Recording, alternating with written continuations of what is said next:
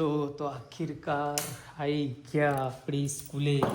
આ જોઈ લો અમારું સ્કૂલની ઓફિસ આ પ્રમાણે છે. અમે તો વેકેશનમાં આવતા જ થોડા ટાઈમે,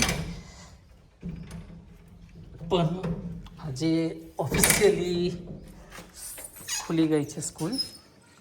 તો આ અમારું પાછળનું મેદાન છે.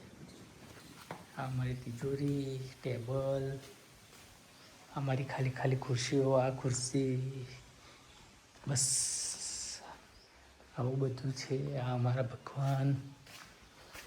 જય સરસ્વતીમાં. હવે આપણે તારાની જગ્યા પર લટકાવી દીધું. હવે આપણે રૂમ ખોલીશું.